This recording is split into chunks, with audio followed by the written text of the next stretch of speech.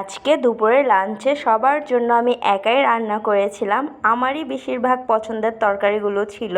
রান্না করেছিলাম চিংড়ি মাছের শুটকি দিয়ে পটল আলুর ঝোল, আর করেছিলাম হচ্ছে পাঙ্গাস মাছ ভুনা, আরেকটা রান্না করেছিলাম হচ্ছে পাঁচফোড়ন দিয়ে কাঁঠাল ভাজি। আজকের সবগুলো রান্নাই হয়েছিল দুর্দান্ত মজার। আশা করি আজকের ভিডিওটা আপনাদের সবার অনেক ভালো লাগবে। আসসালামু আলাইকুম, সবাই কেমন আছেন? আমিও আলহামদুলিল্লাহ অনেক ভালো আছি আল্লাহ তাআলার রহমতে। ফার্স্টে আমার ভাবি আমাকে সব কিছু কুটে কেটে দিয়েছিল, আর কাঁঠাল কাটতেছিল সরিষার তেল হাতে লাগিয়ে, নাহলে আঠা লেগে যায়। তো ওকে বললাম হচ্ছে তুমি কাঁঠালটা কাটো আর আমি এদিকে রান্না করা শুরু করে দিই।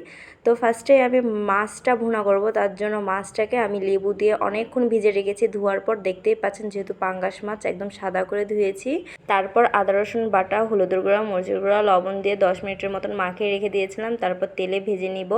তারপর আমি উপর দিয়ে কি করেছি, কিছু রসুনের কুচি আমি থেতো করে পাঙ্গাস মাছের উপর দিয়ে দিয়ে নিয়েছি। এইভাবে রসুন থেতো করে পাঙ্গাস মাছ ভাজলে পাঙ্গাস মাছের যে একটা খারাপ স্মেল থাকে না, সেটা আর থাকে না। তার জন্য আমি এইভাবেই ভাজি। তারপর হচ্ছে রান্না করার জন্য তেল দিয়ে নিলাম। তারপর তেজপাতা আর শুকনো মরিচ কুচি, পেঁয়াজ কুচি, কাঁচামরিচ কুচি দিয়ে নিয়েছি। পেঁয়াজটা যখন লাল করে ভাজা হয়ে গেছে সেই পর্যায়ে আমি আদা রসুন বাটা দিয়ে ভেজে নিয়েছি। তারপর একটু পানি দিয়ে নিলাম যাতে পুড়ে না যায়। এবার হচ্ছে আমি বাকি মশলাগুলো অ্যাড করে দিব। দিয়ে দিলাম হলুদের গুঁড়া, মরিচের গুঁড়াটা আমি একটু বেশি দিয়েছি যাতে ঝাল হয়, ঝাল হলেই ভালো লাগে এই মাছটা খেতে। তারপর দিয়ে নিয়েছিলাম হাফ টেবিল চামচের মতন ধনিয়া গুঁড়া, গরম মশলার গুঁড়া। তারপর দিয়ে দিয়েছিলাম স্বাদ মতন লবণ, দিয়ে আমি 2 মিনিটের মতন কষিয়েছি। তারপর দিয়ে দিলাম পেঁয়াজ আর টমেটোর পেস্ট, অর্ধেকের মতন দিয়েছি, আর বাকি অর্ধেক আমি পটলে দেবো তার জন্য রেখে দিলাম।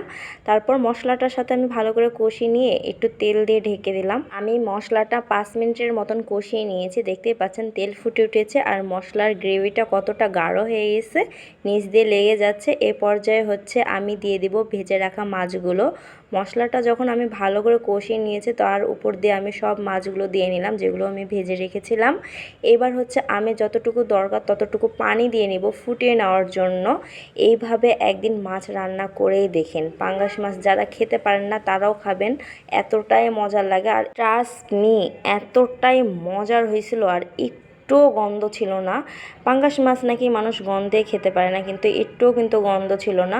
তো যাই হোক, আমি মাছটাকে 10 মিনিটের মতন ফুটিয়ে নিয়েছি। এই তো হয়ে গেছে, গ্রেভিটা কতটা গাঢ় হয়ে গেছে দেখতেই পাচ্ছেন। এবার আমি পরিবেশন করে নিয়েছি একটা গামলাতে। তারপর হচ্ছে উপর দিয়ে আমি হচ্ছে ভাজা জিরার গুঁড়া দিয়ে নিয়েছি। উপর দিয়ে লাস্টে ভাজা জিরার গুঁড়া দিলে খেতে কিন্তু আরও বেশি মজার হয়, আর সেন্ট একটা অন্যরকম বার হয়, তার জন্য দিয়ে নিয়েছি। আর দেখতেই পাচ্ছেন কালারটা কত সুন্দর হয়েছে। আমার মাছ রান্না করা হয়ে গেছে, মাছ ভুনা করা হয়ে গেছে। এবার হচ্ছে আমি পটল রান্না করব শুটকি মাছ দিয়ে। তার জন্য আমি চিংড়ি শুটকিটা সুন্দর করে হালকা করে ভেজে নিয়ে ধুয়ে নিয়েছি। শুটকি মাছটা হালকা করে ভাজবেন, না হলে কিন্তু পুড়ে গেলে তিতো লাগবে। তো যাই হোক, আমি একটা হাঁড়িতে তেল দিয়ে পেঁয়াজ আর কাঁচামরিচ দিয়ে দিলাম ভাজার জন্য। তো ভাজা হয়ে গেছে লাল লাল করে।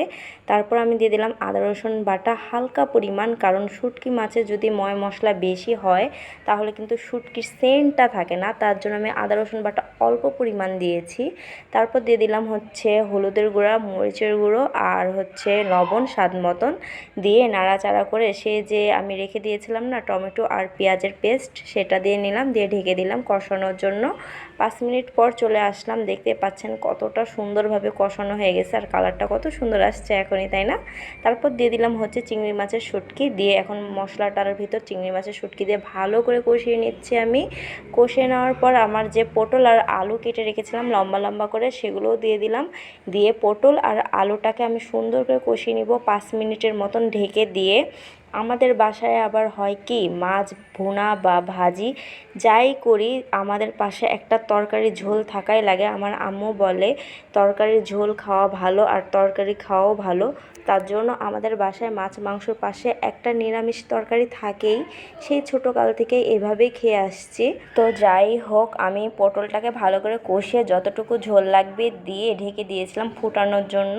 এই তো হয়ে গেছে। আমি এরকমই ঝোল ঝোল রাখবো, আমাদের ভাইরা আবার ঝোল তরকারি না হলে খেতে পারে না, ভুনা মাছের পাশে একটু ঝোল তরকারি লাগে। এ তো হয়ে গেছে পটল আলু চিংড়ি মাছের শুটকির তরকারি।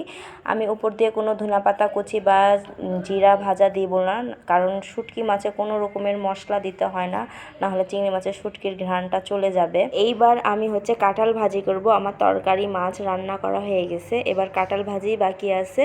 তো কাঁঠালটা ভাজি করার জন্য পেঁয়াজ কুচি, কাঁচামরিচ কুচি আর তেজপাতা, কাঁচামরিচ, শুকনো মরিচ কুচি দিয়ে দিলাম একটা কড়াইতে। তারপর দিয়ে দিচ্ছি পাঁচফোড়ন, মানে ডাল সম্বরা যেটাই বলেন, সেটা দিয়ে নিলাম। দিয়ে এখন সুন্দর করে ভেজে নিব। আমি কিন্তু কাঁঠালের রেসিপি অনেকটাই দেখাইছি, তেল দিয়ে রান্না এটা সেটা অনেকটাই দেখাইছি। আজকে কিছুই করব না, আজকে আমি পাঁচফোড়ন দিয়ে কাঁঠালটা ভাজি করব। তো আমার ভালো করে ভাজা হয়ে গেলে আমি আদা রসুন বাটাটা দিয়েও ভেজে নিয়েছিলাম। তারপর হলুদের গুঁড়া, মরিচের গুঁড়া দিয়ে নিলাম। তারপর দিয়ে দিলাম স্বাদ মতন লবণ, আর দিয়ে দিলাম হচ্ছে গরম মশলার গুঁড়ো 1/2 টেবিল চামচের মতন। তারপর পানি দিয়ে নিয়েছিলাম যাতে পুড়ে না যায়। তারপর দিয়ে দিলাম হচ্ছে ধনিয়া গুঁড়া, দিয়ে সুন্দর করে মশলাটাকে কষিয়ে নিয়েছি। দেখতেই পাচ্ছেন অনেকটা কষে গেছে, একদম তেল ফুটে গেছে। সেই পর্যায়ে আমি কাঁঠাল আর আলু কেটে দিয়েছিল 2টা, সেটা দিয়ে দিলাম। দিয়ে এখন আমি সুন্দর করে নাড়িয়ে চাড়িয়ে একদম মিক্স করে নিব। এই কাঁঠালের কিন্তু বিরিয়ানি ভালো লাগে, গরুর গোস্ত দিয়ে ভালো লাগে, গরুর চর্বি দিয়ে আমি রান্না দেখাইছি, সেটা অনেক বেশি মজা লাগে, খিচুড়িও ভালো লাগে। এক কথায় কাঁঠালের সব ধরনের রেসিপি মজার, এতই মজার এই তরকারিটা, আমার তো ফেভারিট। তো আমার কাঁঠালটা ভালো করে কষানো হয়ে গেছে। তারপর আমি 2 কাপের মতন হচ্ছে পানি দিয়ে নিলাম, বেশি না, একদম ঝোল ঝোলের মতন কিন্তু পানি দিইনি, অল্প একটু পানি দিয়ে ঢেকে দিলাম যাতে কাঁঠাল আর আলুটা সিদ্ধ হয়ে যায়। দেখতেই পেলেন। এবার হচ্ছে আমি এরকম পানি রাখবো না, হালকা কিন্তু পানি আছে, এরকম রাখবো না, একদম ভাজতে ভাজতে শুকিয়ে ফেলবো।